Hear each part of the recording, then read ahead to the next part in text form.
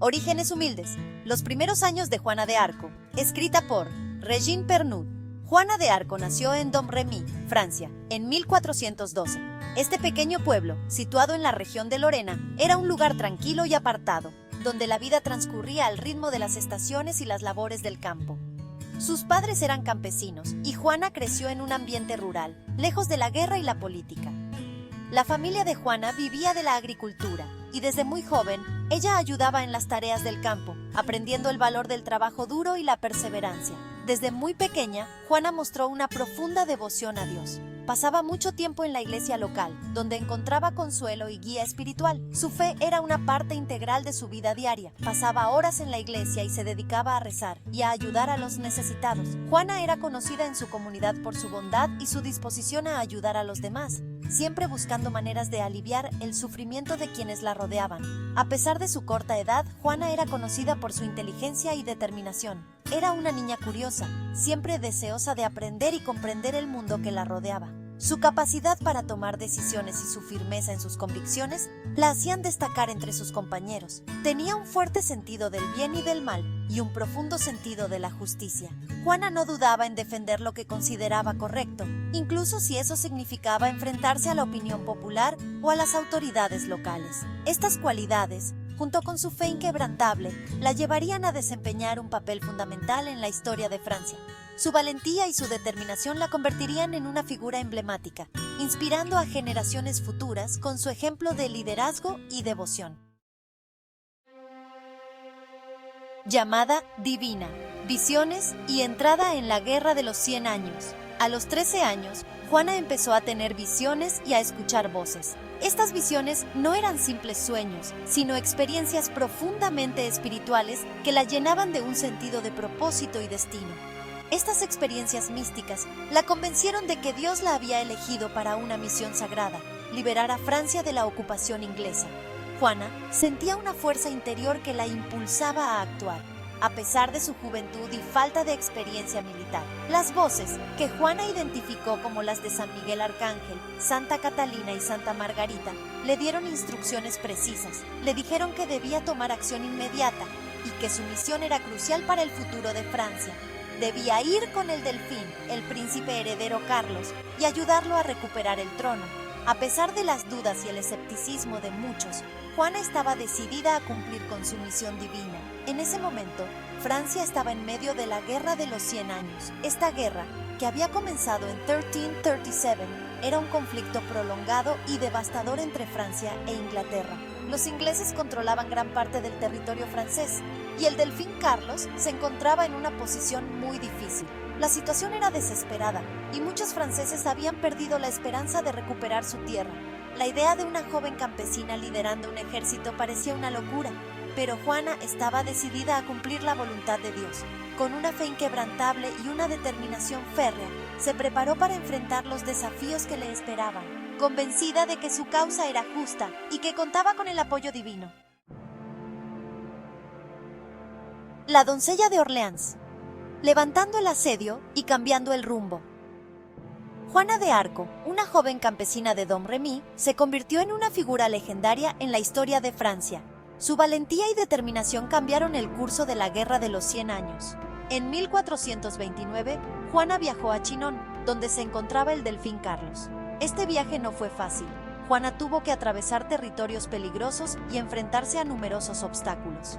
Sin embargo, su fe inquebrantable la mantuvo firme en su misión. A pesar del escepticismo inicial, la determinación y la fe de Juana impresionaron al príncipe.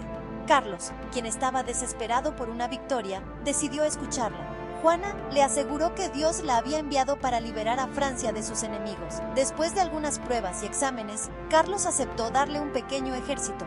Los nobles y clérigos la examinaron rigurosamente, buscando cualquier señal de herejía o engaño. Sin embargo, Juana pasó todas las pruebas con éxito, demostrando su pureza y devoción. Vestida con una armadura blanca y llevando un estandarte con la imagen de Dios, Juana cabalgó hacia Orleans, una ciudad muy importante que estaba rodeada por los ingleses. Su presencia en el campo de batalla era imponente y su liderazgo inspirador.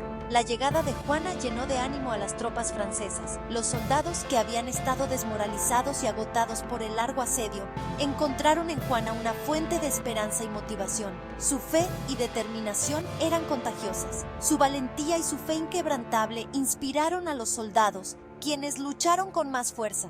Juana no solo dirigía desde la retaguardia, ella estaba en el frente, luchando codo a codo con sus hombres, lo que aumentaba aún más su moral. En solo 9 días, los franceses lograron romper el asedio de Orleans, una victoria decisiva que cambió el curso de la guerra. Esta victoria no solo fue militar, sino también psicológica, ya que demostró que los ingleses no eran invencibles. Juana, conocida como la doncella de Orleans, se convirtió en un símbolo de esperanza y liberación para el pueblo francés. Su legado perdura hasta hoy, recordándonos el poder de la fe y la determinación en tiempos de adversidad. Captura y juicio, la trampa y la acusación de herejía. A pesar de su triunfo en Orleans, el destino le tenía preparado un final cruel a Juana. Durante un enfrentamiento con las fuerzas borgoñonas, que estaban aliadas con los ingleses, fue capturada en Compiègne. Vendida a los ingleses, se organizó un juicio en Rouen, donde se le acusó de herejía y brujería. El juicio fue una farsa desde el principio. Los jueces, clérigos franceses leales a los ingleses, estaban decididos a condenarla. Las preguntas se centraban en sus visiones y en que se vestía como hombre, buscando cualquier excusa para desacreditarla y silenciarla para siempre. La hoguera, condena y martirio de una santa. A pesar de la presión y las amenazas, Juana se mantuvo firme en sus convicciones. Afirmaba que sus visiones eran reales y que actuaba bajo la voluntad de Dios. Sin embargo, sus palabras fueron tergiversadas y usadas en su contra. Al final, fue declarada culpable de herejía y condenada a morir en la hoguera. El 30 de mayo de 1431, Juana de Arco fue quemada viva en la plaza del Mercado Viejo de Rouen. Tenía tan solo 19 años. Sus últimas palabras, un grito a Jesús, resonaron en la plaza, una muestra de su fe inquebrantable hasta el final. Legado inquebrantable, Juana de Arco en la memoria de Francia. A pesar de su trágico final, la llama de Juana de Arco nunca se apagó. Su valentía, determinación y fe en Dios la convirtieron en un símbolo de la resistencia francesa y en un ícono nacional. Su historia se transmitió de generación en generación, manteniendo viva su memoria y su legado. 25 años después de su muerte, un nuevo juicio, esta vez bajo la autoridad del Papa Calixto III, revisó el proceso original y la declaró inocente de todos los cargos. Juana de Arco, la joven campesina que desafió a la adversidad y cambió el curso de la historia, finalmente había sido reivindicada. La Santa Patrona, reconocimiento divino y símbolo nacional. En 1920, casi 5 siglos después de su muerte, Juana de Arco fue canonizada por la Iglesia Católica, convirtiéndose en Santa Juana de Arco. Su historia, que durante siglos se había contado de padres a hijos, finalmente recibió el reconocimiento divino. La canonización de Juana de Arco no solo la elevó a los altares, sino que también reforzó su estatus como símbolo nacional de Francia. Su imagen, vestida con armadura o con su estandarte, se convirtió en un recordatorio constante de la valentía, la determinación y la fe que caracterizan al espíritu francés. Influencia en las artes. Juana de Arco en la cultura popular.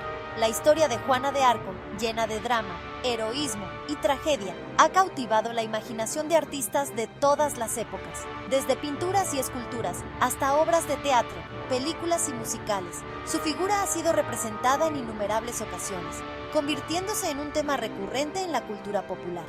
Escritores como Friedrich Schiller, George Bernard Shaw y Mark Twain encontraron en Juana de Arco una fuente de inspiración para sus obras. Directores de cine como Carl Theodor Dreyer y Luc Besson la inmortalizaron en la pantalla grande. Su imagen, ya sea como una guerrera heroica o como una mártir inocente, continúa fascinando y generando debate. Un icono feminista, Juana de Arco como símbolo de empoderamiento. En el siglo XX, Juana de Arco adquirió una nueva dimensión como ícono feminista.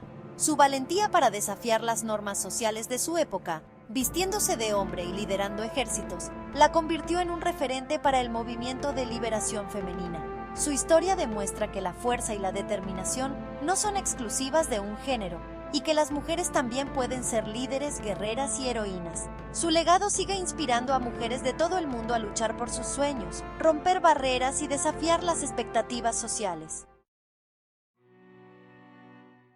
Conclusión: la llama eterna de la doncella de Orleans. Juana de Arco, la joven campesina que escuchó el llamado divino y cambió el curso de la historia, se ha convertido en una figura legendaria. Su valentía, su fe inquebrantable y su trágico final la han elevado a la categoría de mito. Su legado perdura en la memoria de Francia y del mundo entero. Juana de Arco nos recuerda que la fe puede mover montañas, que la valentía puede cambiar el destino de las naciones y que la llama de la esperanza nunca se apaga, incluso en la oscuridad más profunda.